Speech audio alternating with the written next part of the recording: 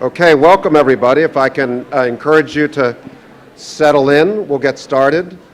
My name is Steve Cole. I'm the Dean of the Journalism School here, and my role is very brief, just a few thank yous and introductions. We're here to celebrate Victor Navasky tonight, and what a great turnout and what a great occasion. Yay! Victor has such a rich life about which we'll hear more later, but at the J School he's been here for 17 years teaching, inspiring.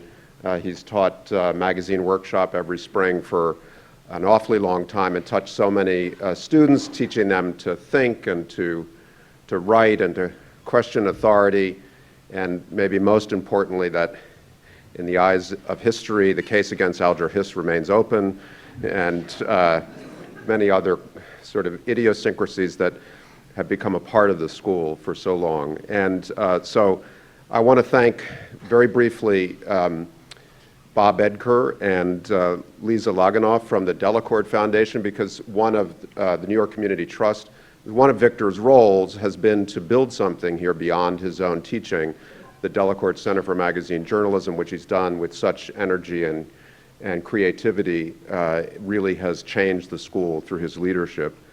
And I'd also like to thank David Remnick, the great editor of The New Yorker and reporter and author and genius and mensch, and his many accomplishments include an honorary doctorate from here at Columbia a couple of years ago, and he's just very generous to come up here. He'll be in conversation with Victor in a few minutes, so I will stay out of his way as well. And then finally, I'd like to introduce President Bollinger, the 19th president of Columbia University, also very generous to share his time with us tonight, a great friend of Victor, a great friend of the journalism school, and of free expression, one of the leading First Amendment scholars in his field, and really kind of you, Lee, to be with us tonight. So please come up to the podium and please welcome President Bollinger.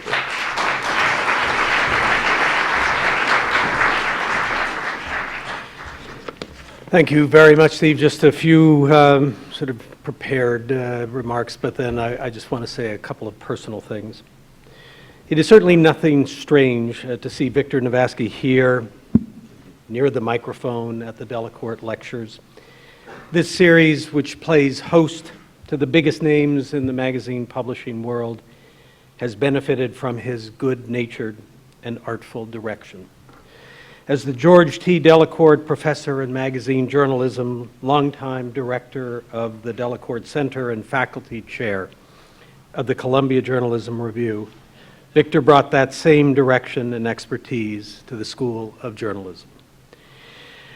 Last year, David Remnick, here of course, introduced, editor of The New Yorker, and Victor sat here in this hall and spoke about the history of that prestigious publication. We are happy to welcome David back again tonight, but now the tables have turned. And Victor, we are eager to hear the battle stories from your long career.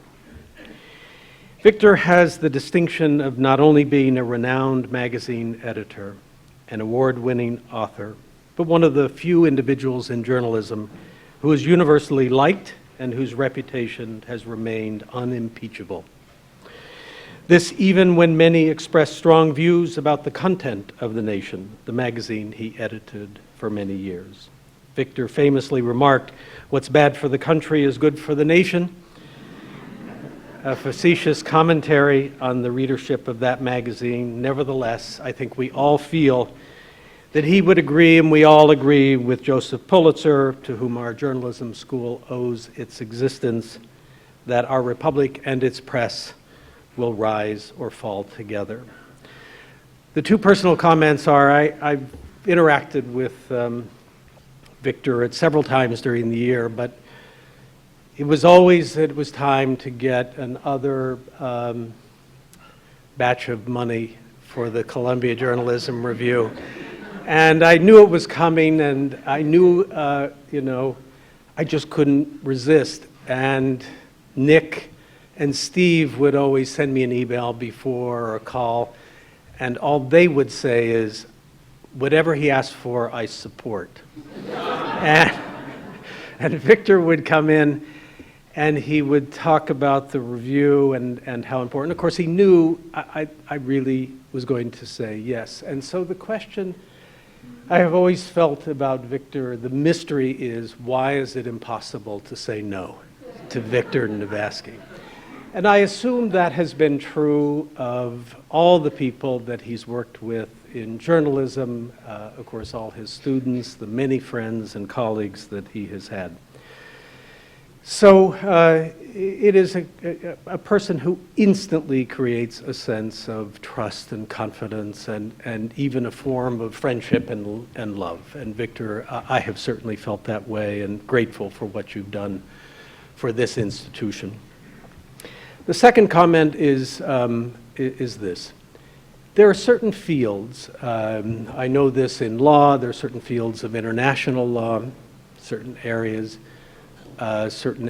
of European law, where it's been clear now, after the last 50 years, that there was a generation that produced truly unique individuals, scholars, public intellectuals, people whose minds knew no boundaries, and that there is a passing of that generation and not any replacement.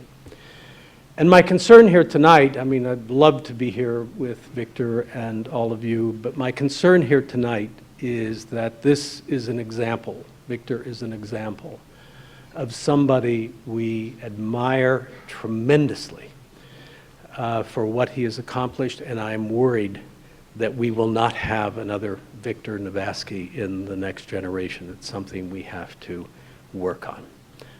Please join me in recognizing Victor Navasky.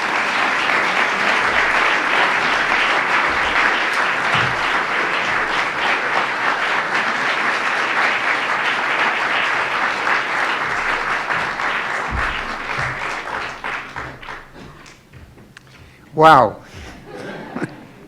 I didn't recognize this person and didn't recognize the person who no one ever says no to. I have a long list, but I can ask you again on behalf of the dean. Anyway, and I can't thank you enough for the support that you've given to CJR and me personally over the time that I've been here, and very happy that you're here this evening. And I also want to thank the school and the various deans who I've worked with.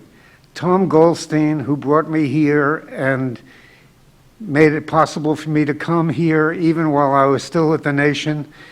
And then Nick Lemon, who increased my responsibilities and turned over the CJR to my custodianship, and then Steve, who has facilitated my retirement, but don't take that wrongly, he made it possible for me to leave at the time and the way that I wanted to do it. So they've all been very supportive of me. And teaching at the Columbia Graduate School of Journalism, it maybe sound like a cliche, but it's true.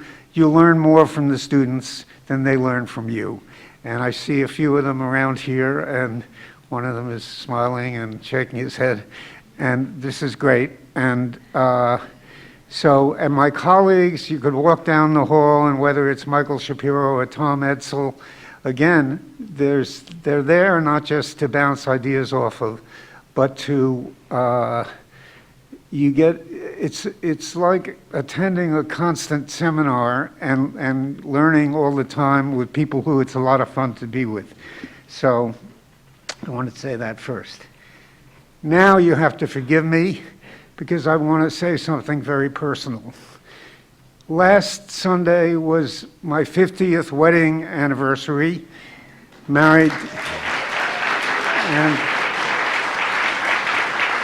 and my present to Annie Navasky, the beautiful Annie Navasky, who is sitting there with her hand over her head, was to tell her when she made the request of me that she not have to get up here and say how much she loved me, that she wouldn't have to get up here and say how much she loved me. But I didn't tell her that she wouldn't have to stand up, and I think you ought to stand up so that everyone can see what you are.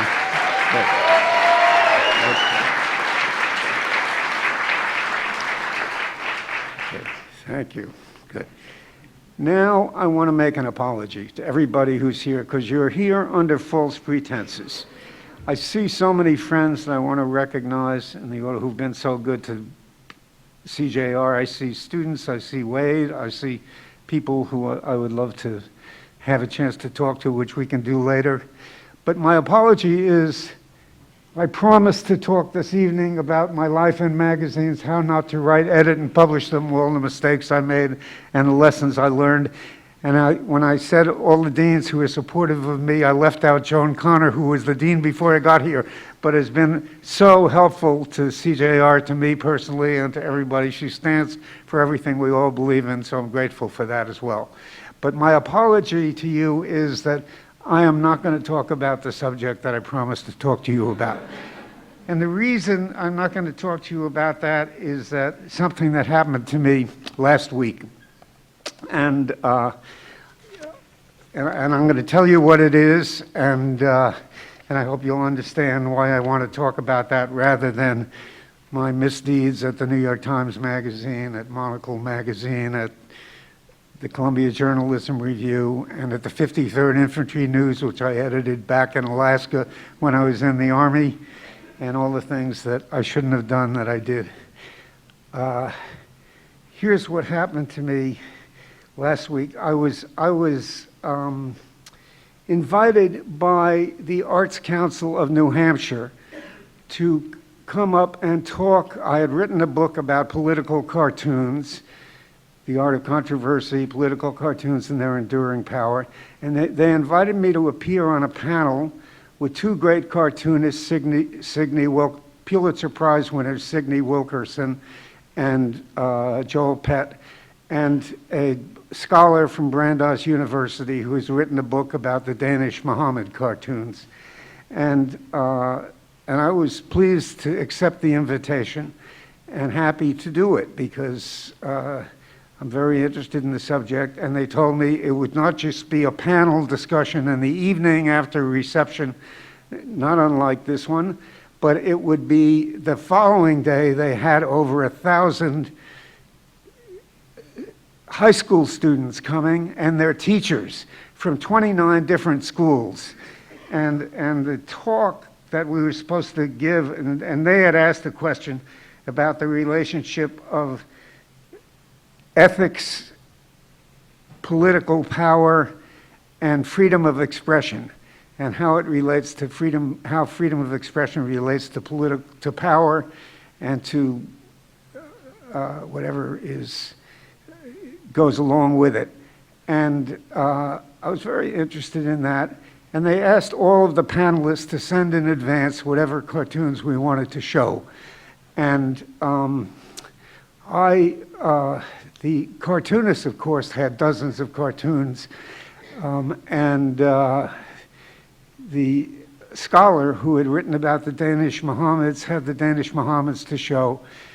And I, in 30 years at The Nation or more, first as editor, then as publisher, only once did the staff march on my office with a petition demanding that we not publish something.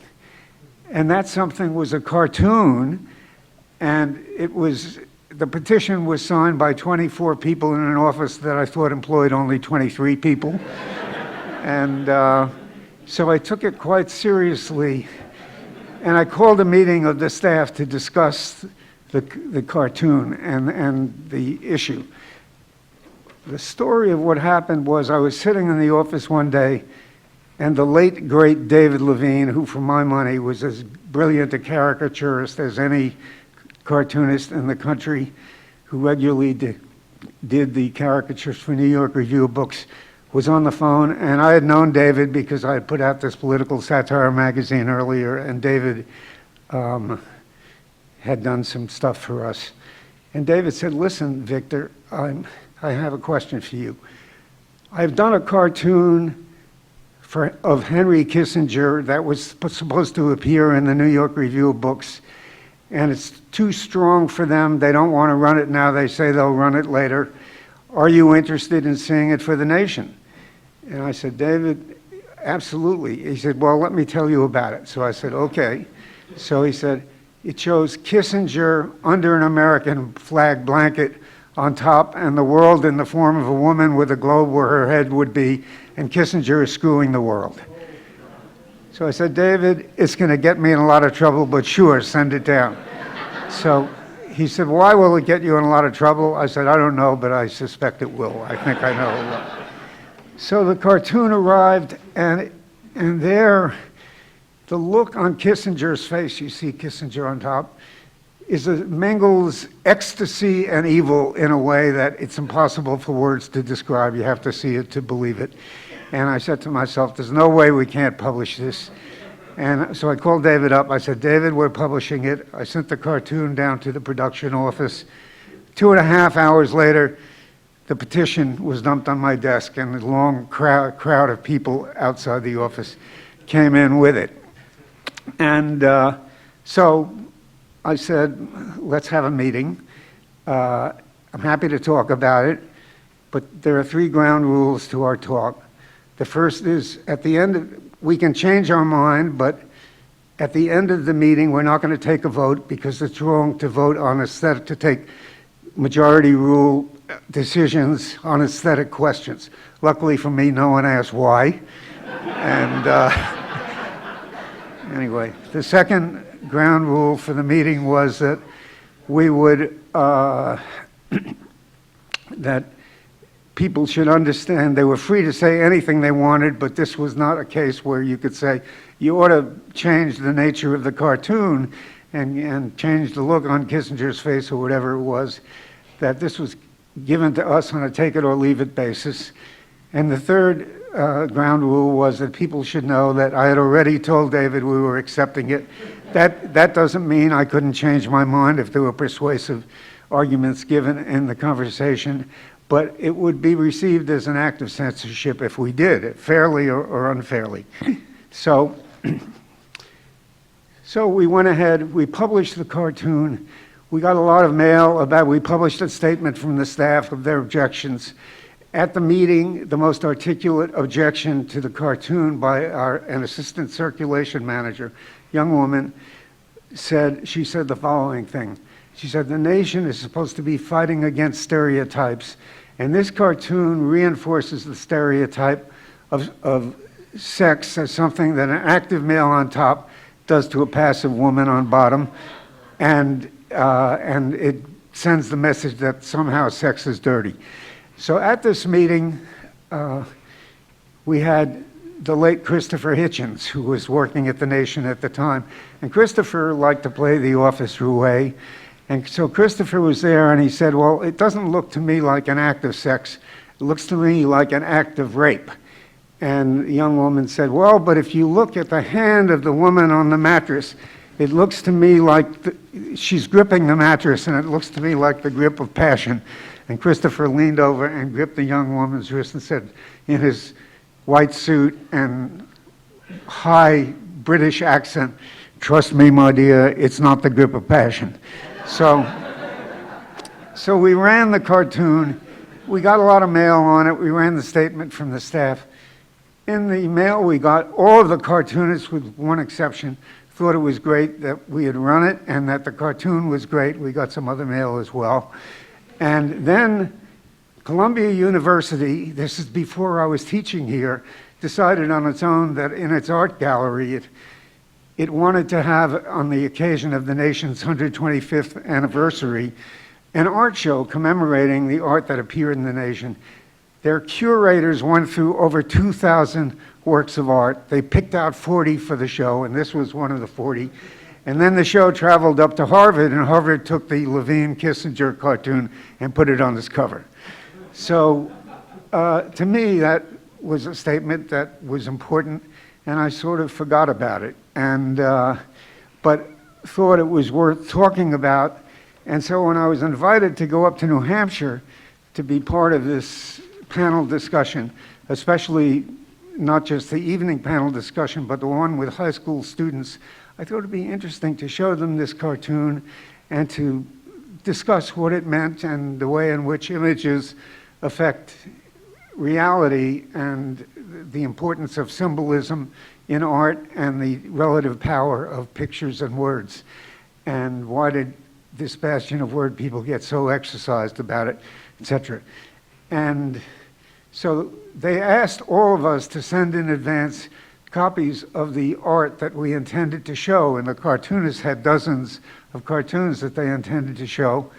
And I sent this one Kissinger cartoon, and which is all I intended to show because I intended to talk about what I've just told you about. And 5 minutes before the high school panel was to begin, and they broke up the 1,000 students into two groups of 500 each, and they had the teachers there and everything. I was told that the ethics teacher who had put this whole thing together thought it would be inappropriate to show the Kissinger cartoon. And because there would be some high school students who were 14 years old there, and it would not be right to show it to them, and he couldn't clear it with parents in advance because there were 29 different schools represented. So I had to decide what to do about that. And I thought first of refusing to participate in the panel, and that seemed like a bad idea. I was already up there in New Hampshire, and I had something to say about it. I thought to denounce the faculty for not trusting their students and censorship, which I don't believe in. And that was the way I felt, but it seemed like not the right thing to do. So here's what I did instead. I gave the talk about the Kissinger cartoon. I told them what I've told you this evening, and then I said, now something has happened, and I was told 5 minutes before we gathered this morning that you're not allowed to see this cartoon. It's being censored. You can't see it. And I said, but there are two good things about that.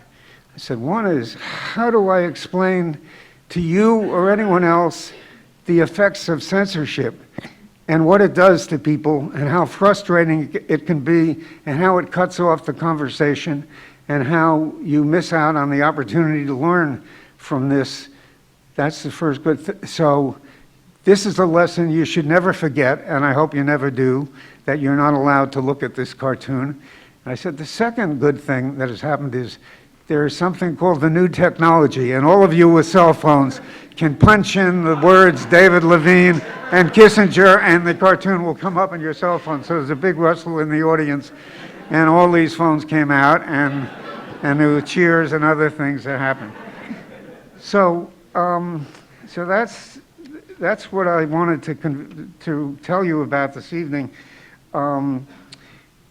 I have to say that I hope that explains why I think that I've explained why I think it was important to tell you about that, more important than to go over all these magazines where I didn't do well in life and learn some lessons.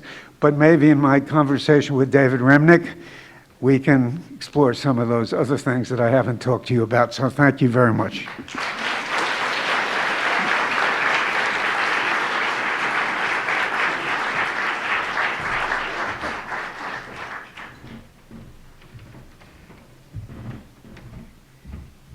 I like the fact that we're provided with a reporter's notebook, just in case something should break out like news. I'd like to begin by saying this is, I recognize the honor of doing this.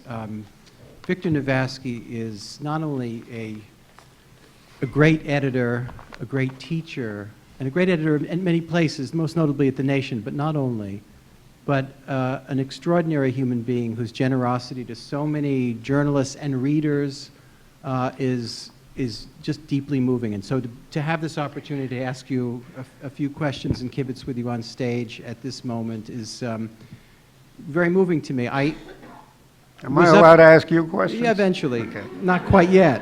But about 17 years ago when I started in my job, Victor invited me up here, and I know he has many guests, and I was in this peculiar chair for about 10 minutes.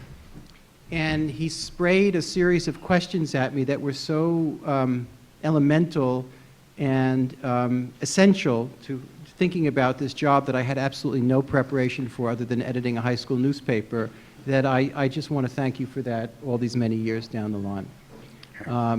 Victor, what is the difference between editing and censorship? An editor receives many drawings, many photographs, many articles, many everything. And finally, space is finite. Your tastes have parameters too. There are things that you won't publish. Are there things that you look back on and you think, I shouldn't have published for one reason or another, or I published or things that I let go that I see as a mistake?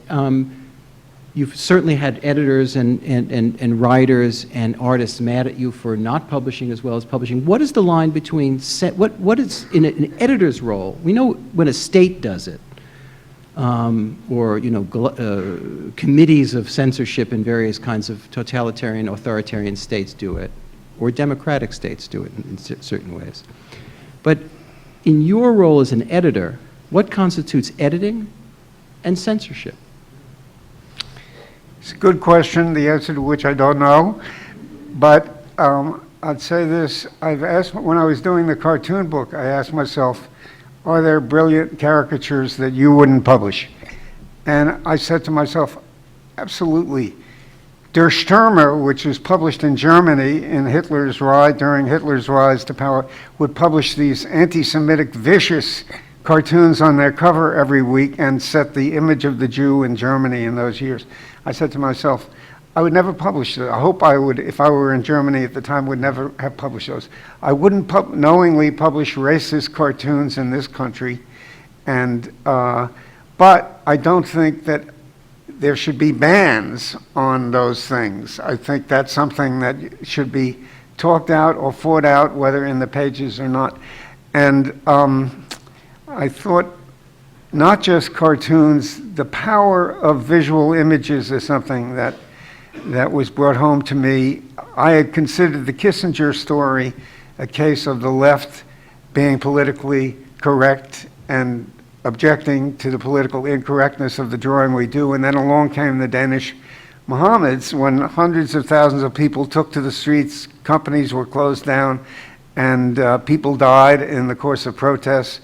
And I said to myself, well, images have a power of their own, and they may have a power that words don't have, and the editor tends to, at most magazines, let the art department illustrate the articles, but they make statements of their own. And I thought back, when I was at Swarthmore... If you had been presented with the Muhammad cartoons, not as an act of solidarity after the fact, but as the initiating editor, would you have published them?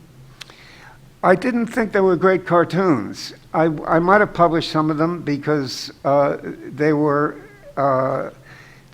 commissioned as a challenge to censorship in the first place. Sure. And so for that reason, I might have published them. But when I thought of the power of images, I went back. When I was running the Swarthmore Phoenix, I had a co-editor, and our deal with each other was that he would be the editor one week and I would be the editor on the alternate week. And in those days, it is so long ago, I graduated in 1954, this was 1952. In those days, men and women were not allowed to visit each other in their rooms. And Swarthmore adopted what they called the inter-visitation experiment, where men could visit women in their rooms on Sunday afternoons between 2 and 4. But plenty of time. Too much. You may say so. The door had to be open at least 6 inches. And the week that I was editor, a woman got a phone call, and you didn't have phone. You not only didn't have cell phones, you didn't have phones in your room. So they had a phone in the hall. And the proctor in the hall came down to tell the woman she had a call. Her door was closed. Her door was locked. To make matters worse, when she opened the door, there was a man buttoning up his shirt, and under his shirt was brown skin, and the woman had white skin. So it was a scandal for the school, and as co-editor, I met with the president of the school, who is President John Nason, who's a very Quakerly proper individual who went on to be head of the Foreign Policy Association.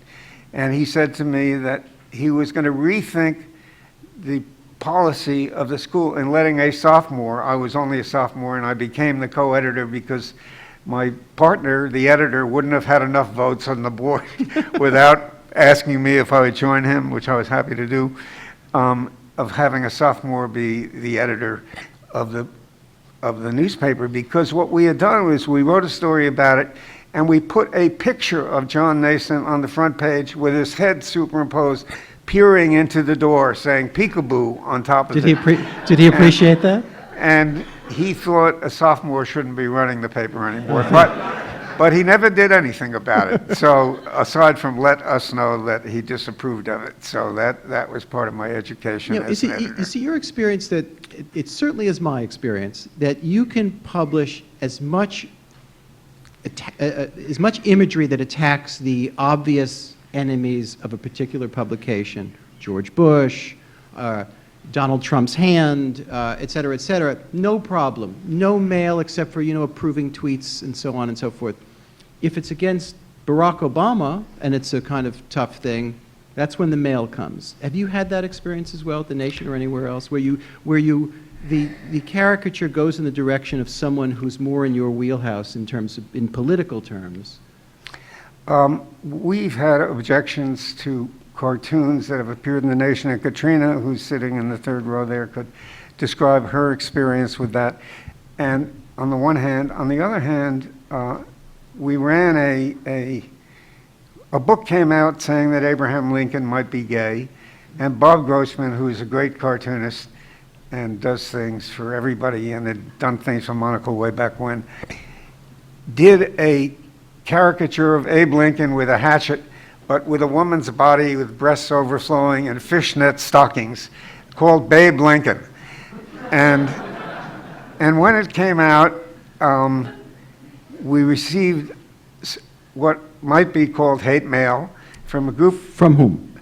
We received letters from people like Doug Ireland, who was a writer for the magazine, Sure. who was a gay activist, and he said, you people at The Nation just don't get it. You think this idea that to be gay is to have a woman in a man's body, And fishnet stockings. that idea has been discarded years ago, and you're behind the times in your bigotry, basically, he said. And You should catch up on your bigotry. right. Yeah. And Bob Grossman, he wrote a long sort of apology to anyone he had offended, but his apology got more hate mail because he didn't apologize for his pick. What he said in the apology was, I'm sorry if I offended anybody, but when I heard about this book, the image of Babe Lincoln sprung up in my head, and I thought it was very funny, and I drew it, and I couldn't get it out of my head. It was absurd, and that's why I put it in there. Victor, So- many decades in this country, the so-called business plan of opinion journalism, which is where you spent so many years of your life devoted to, essentially the business plan was to not lose too much money per year and publish an honest, coherent, argumentative, arguments within it, exciting magazine, whether it's on the left at The Nation or whatever the New Republic would define itself as, and moving all the way to the right. We now see that opinion journalism has exploded thanks to the internet. And I wonder if you have the same view of moving forward. You look at the future, or the present, and then the future of opinion journalism. Is it the same business plan? How do you view that efflorescence and set of questions? Let me tell you a story of something that happened when I first was coming to The Nation, or had come to The Nation with Hamilton Fish, who was running the business side of the magazine. We decided that what we wanted to do was to get 100 people to commit to investing $5,000 a year for 3 years. And that would take us to the point where we covered the annual losses When is that- and bring when us, is that, sorry? this is in the late 1970s, early 1980s. And so we went out to California to the home of Stanley Scheinbaum, who some of you may have heard of, who was married to Betty Warner, a member of the Warner family. And Stanley, who is an old friend, agreed to give us a fundraising party. And of course, we would tell people at the fundraising party, if you want to make money out of your investment, and the nation was for profit, because if you're a nonprofit, you're not supposed to endorse candidates and do other things, and you're more vulnerable to government action against you. So we made the nation for profit, although it had lost money for like 120 years or something like that. And we told our investors, including at these evenings, that they shouldn't expect a profit from their investment. They should only do it if they believed in it. But our goal was to run it like a business and to try to make it break even and all of that.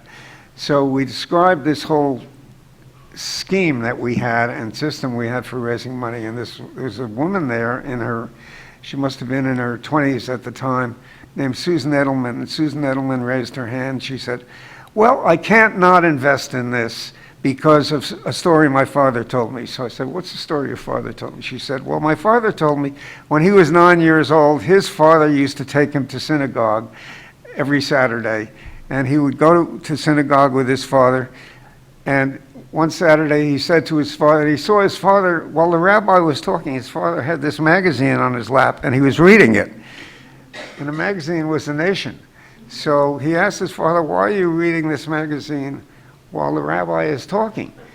And the father said, because what he is telling me from up there, I already know. What I'm reading down here, I don't know. So with that as background, I think the reason people get involved in the business side of these magazines is not a business reason, but that's not a reason not to run it like a business and to try to reach as many people as you can. And in that vein, how do you view the explosion of in other words, opinion was something that was more or less confined to op-ed pages, but in a much more exciting way to The Nation, The New Republic, The National Review on the right, and a whole bunch of small magazines that have come and gone over the course of the years. Right.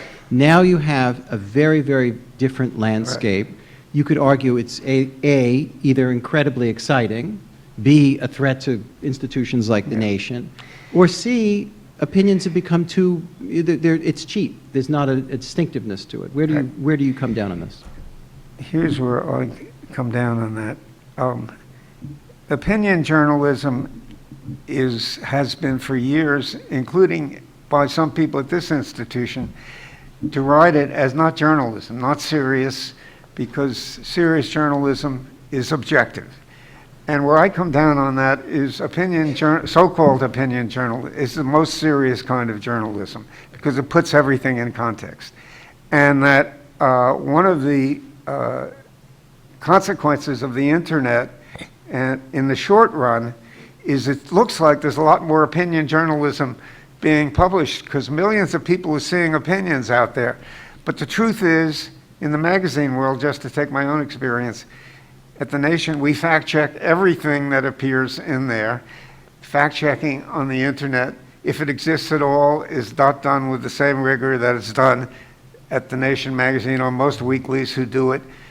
It is not copy-edited with the same rigor that it is copy-edited in the magazine. And whereas in serious journalism, you don't use anonymous sources unless there's a reason not to identify them.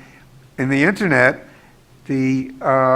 everyone has a handle, and you never know who anyone is. Mm-hmm. So that in the short run, journalism is degraded by the speeded up character of what's happening in the world of online.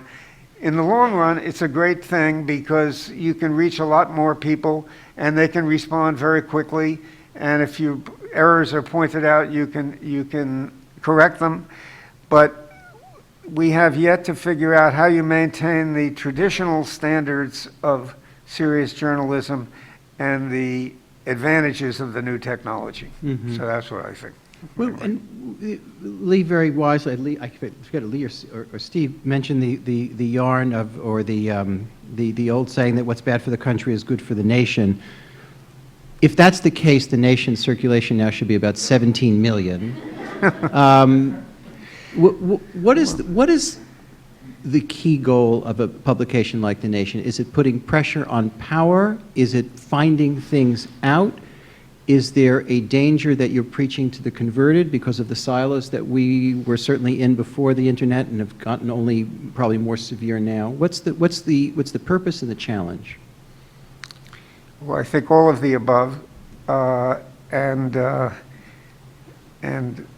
I think different editors have different emphases and are looking for different things, and different times require different magazine interventions in the national conversation. And when I did the cartoon book, I became self-conscious about the fact that I was using words to talk about images that had a power that went beyond words, and that great cartoonist Stedman in England said that what cartoons are about are things that you can't put into words. Right. But cartoons are opinions, and frequently, and they make their own statement with the power of their own. And what about columnists? So if you had to review in your mind the columnists that you worked with, who was the kind of ideal? There are a lot of people in this room who are pretty young and may not have been grown up with X, Y, or Z. When you look back on it, who is the sort of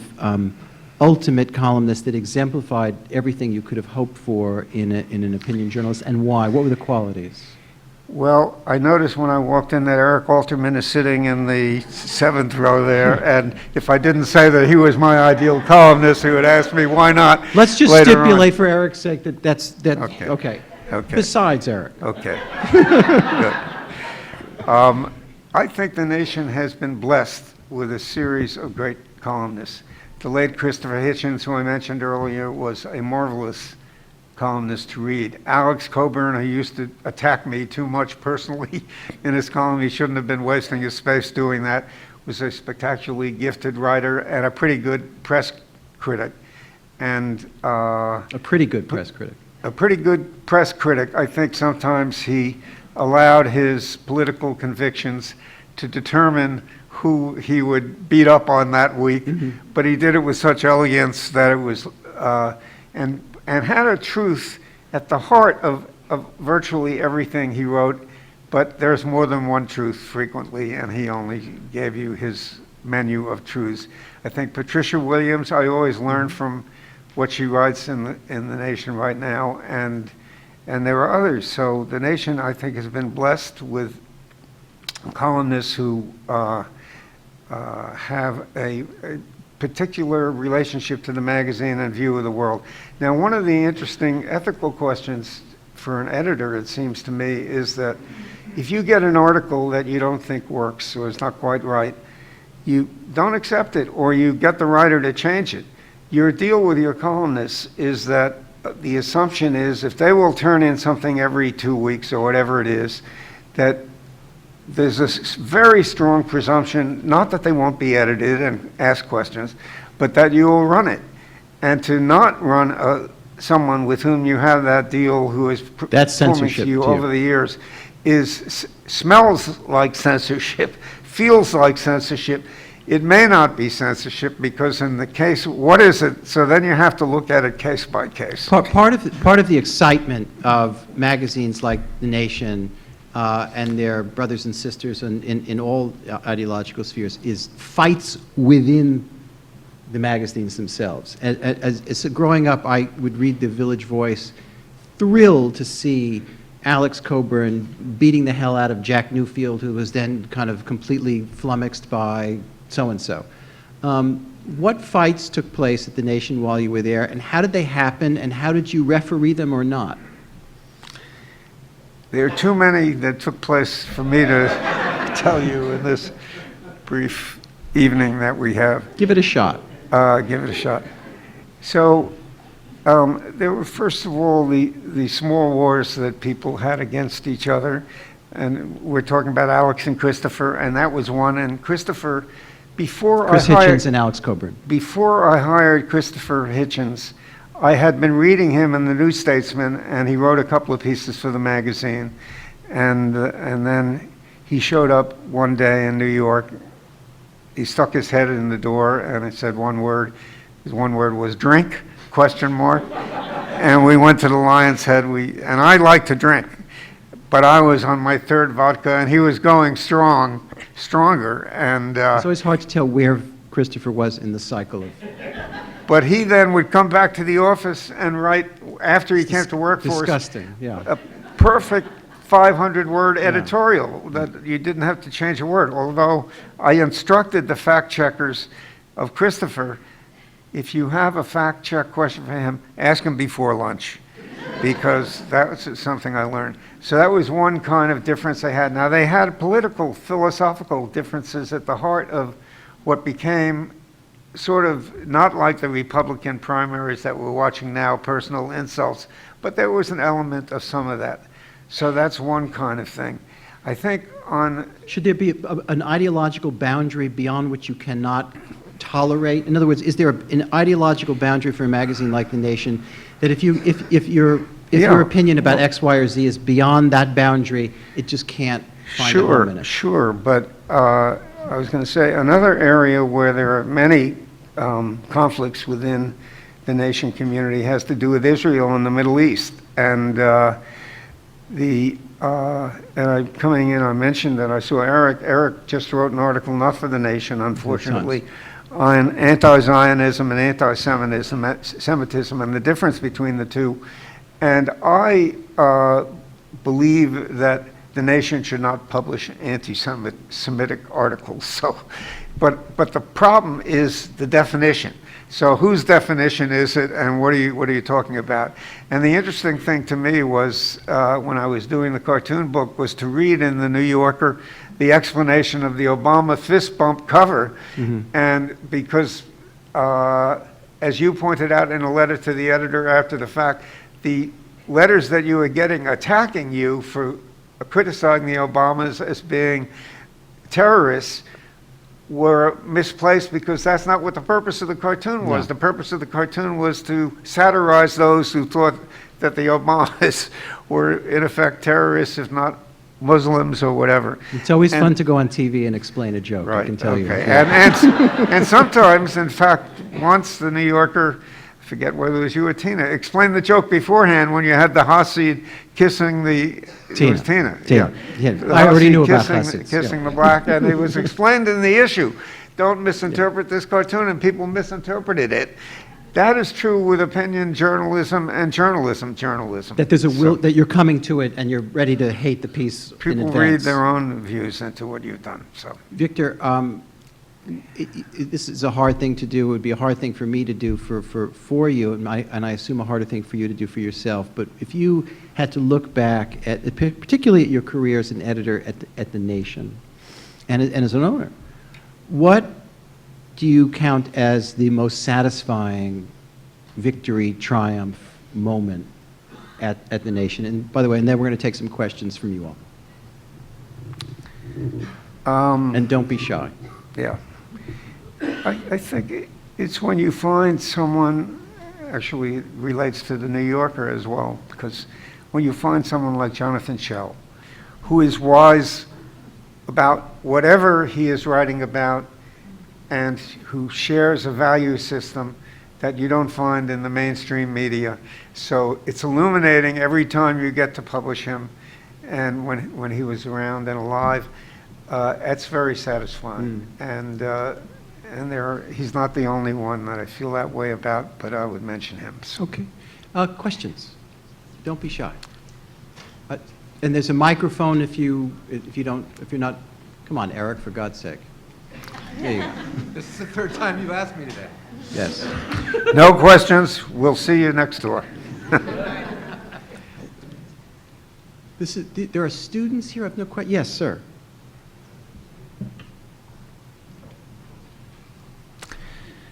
Hello, Victor. Hi, former student. Great Hello. man. Is that a check? Troublemaker. T-shirt? Great man. Yeah. Before I ever took your class in 2012, the magazine production class, one of the greatest classes I took here. I saw you at a program through the Center of American Progress in 2007, where the nation was collaborating with Campus Progress for a nation internship. And you came and you made a speech, very quick, and you said that the nation started out as a satire magazine. And one of my favorite memories of taking your class was every time I'd say something that I thought was very funny, you would say something way funnier. So your sense of humor is so apparent. What do you think it is that's so important about having wit and having a sense of humor, not just to the art of journalism, but the business of journalism? I'm not sure I got that whole thing, but first of all, it's not funny, what you said. I'll tell you. The importance of humor. Yeah. It's very hard to talk about humor in a straight way because it's boring and it's missing the key thing about it. So I'd rather not answer your question without taking the Fifth Amendment on it, but nevertheless, I'm a believer, obviously, in satire and humor as a form of communication that is as serious as so-called straight reporting and journalism. I've managed to wrangle Eric Alterman to the microphone. So, Victor, we once had Jürgen Habermas to the office, which was very exciting. For a humor conference. And Habermas said that all political magazines are movements. And I forget who it was that complimented you on saying that your genius was for making subscribing to the nation an act of solidarity, particularly against presidents one didn't like. That's part of the bad for the country, good for the nation thing. But my question is, to what degree is that a conflict between putting out a good magazine and seeing yourself as part of a movement?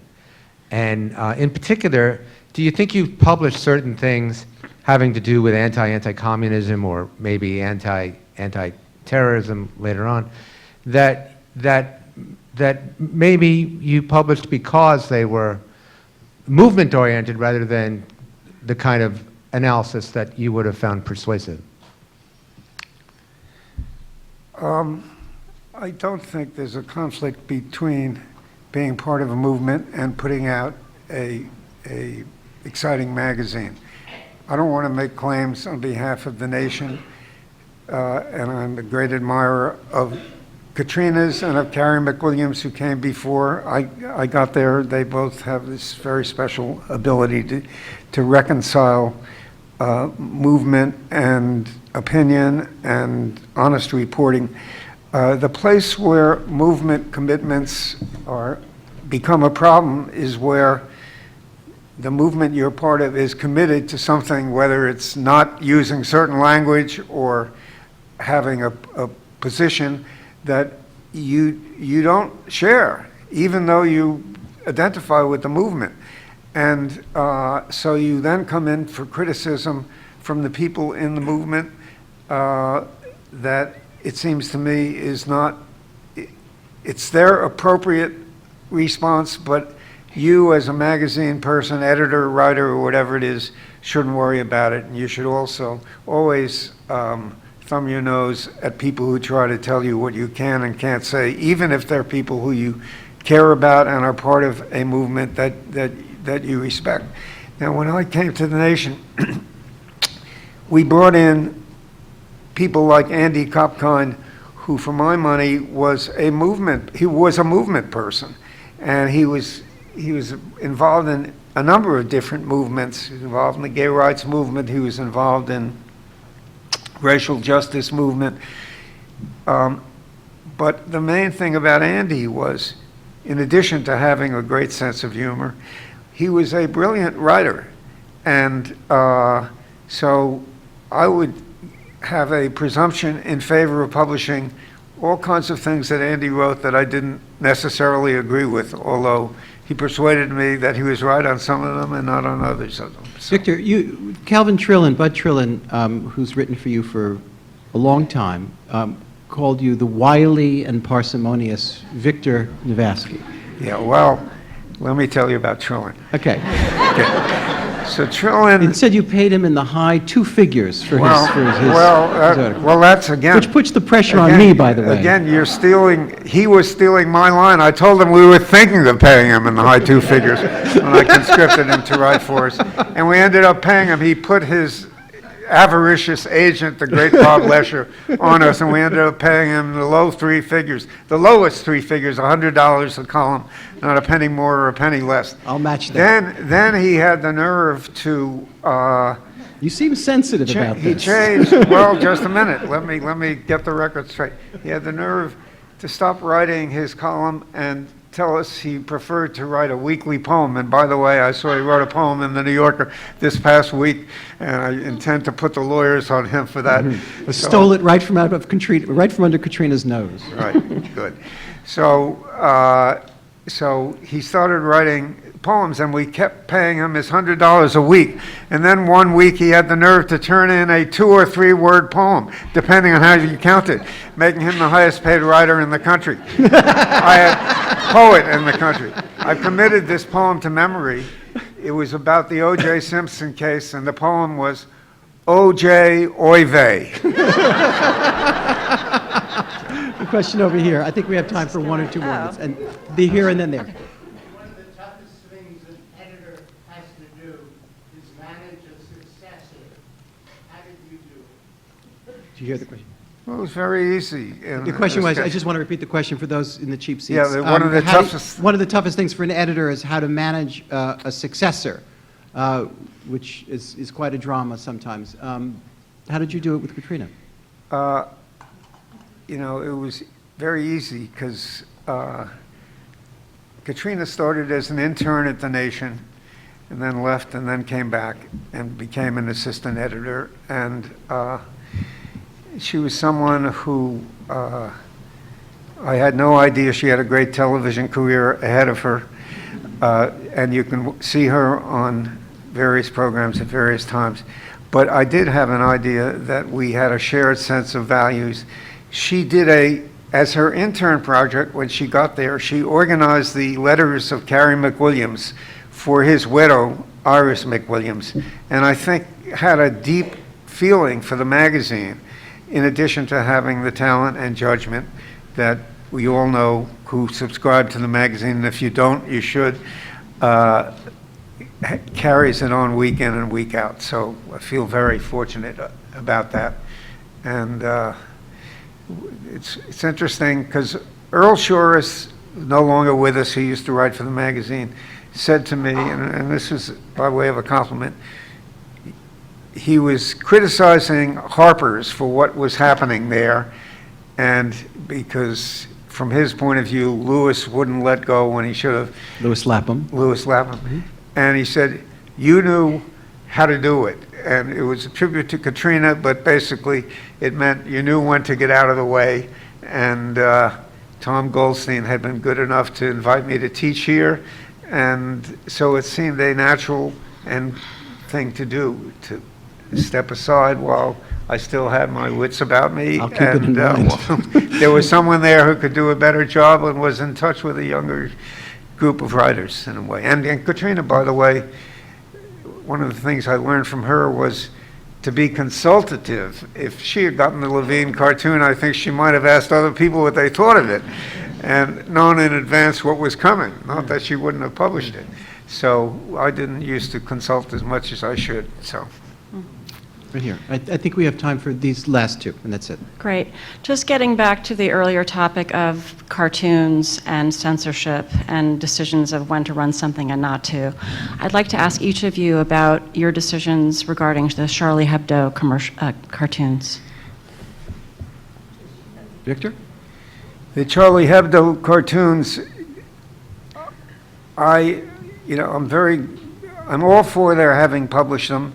And I'm all against the terrorists who blew up their offices and the murder of those people. But it did line for me the way in which visual images can get people's emotions riled up, and it goes all the way back to Thomas Nast and Boss Tweed, and where Boss Tweed said about Nast's great cartoons of him making him look like a fool. My constituents can't read, I don't give a damn what you write about me, but stop publishing them damn pictures. So I think it's a very hard question. And that is, I don't mean that in weasel words at all. I absolutely have the Voltairean view of absolutely publish them, support your right to them, and et cetera, et cetera. And the magazine, in no uncertain terms, supported them in many different ways, as we did with the Danes and in France. The question is, if I got a batch of cartoons of that batch of cartoons, would I necessarily publish them? I don't know. I don't know that I would have published them. And you know, you can say whatever you like about that, but are they great cartoons? What are they there for? We'd have to ask ourselves that. Has the New Yorker published things that have pissed people off in word and in image? Absolutely, all the time. This particular thing, what it was going for, would we necessarily do it? I don't know. I don't know. And I think to say everything that Victor has said, I'd echo it, but I also recognize the evasive character of that answer. I really do. but you have said... It's way too easy at this late date, months down the line, to say, damn right I'd publish them. I think you have to answer that in real time, and that's a much more difficult decision, if I'm being very honest about the kind of editorial decisions that you're making. Yeah. You have said on other occasions that you pass on every cartoon before it appears in the magazine. Those are jokes about. We don't get cartoons like that. I mean, Right. in other words, you get what you put out. If you are putting out a certain kind of politics or a certain kind of imagery, a certain kind of poetry, then you'll get more of that back. You have to widen your reach. I think that the people at Charlie Hebdo did this themselves. That was an in-house, both a political it was a political provocation. But let And me it was ask- horrendous and disgusting what happened to them and their assailants and the supporters of their I assailants. have to tell you, David, I am such an admirer of the New Yorker, and I turn to the cartoons first, but I find, I understand, I don't understand a greater percentage of them than I used to. And, and I can't tell whether that's you or me. I'll pass on that answer, too. Good. I just wanted to ask you, you've been teaching here a long time, and I think the last time I asked you, you actually couldn't calculate how many years you'd been teaching here. As someone who has that range, can you talk at all about whether you see a difference in the students, journalism students today from the past years when you've been teaching them? Well, I'm reluctant to generalize about the journalism students then and now, but I'll now proceed to generalize about them. Oh, good.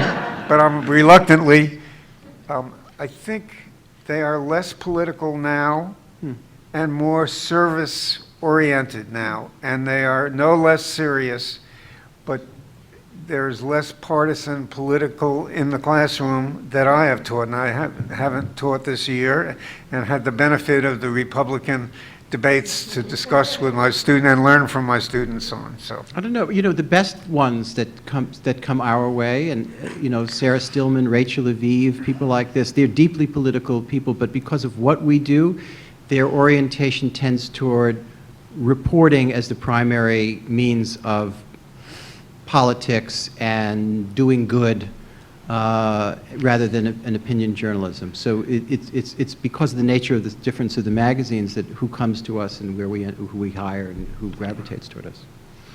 Thank you. I want to say what an immense privilege it is to sit next to Victor Navasky at this occasion, and I think we owe him the loudest and roundest of ovations. thank you.